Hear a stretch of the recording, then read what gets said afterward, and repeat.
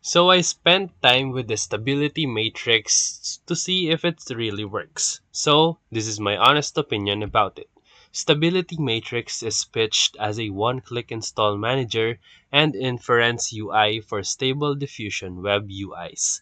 It aims to remove the command line pain and keep the models and extensions up to date with a simple desktop app. That is the core promise on their official website. You can install and set up these websites actually simple when you can go here.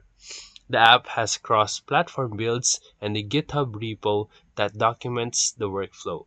You can install automatic 111, Comfy UI, and other UIs with a few clicks.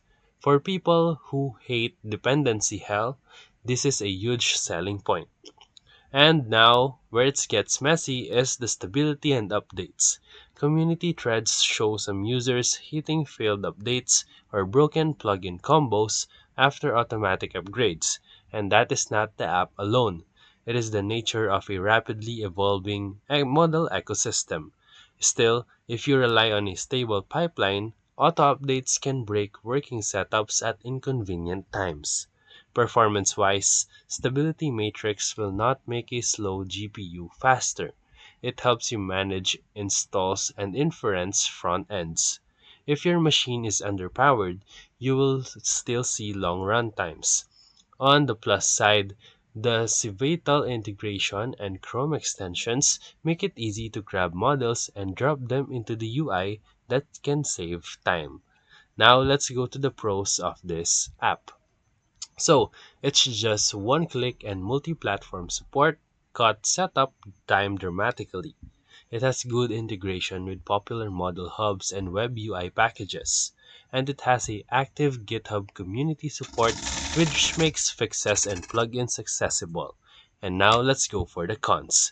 The auto updates can sometimes break your working environment, and the not performance booster for weak hardware. Some community reports of instability with specific plugin combinations.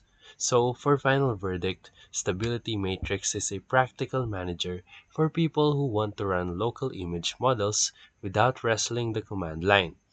You can use it if you value convenience and frequent experimentation.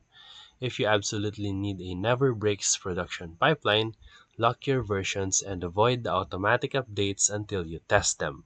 And that's it. So if this video helped you, make sure to like and subscribe. Thank you for watching.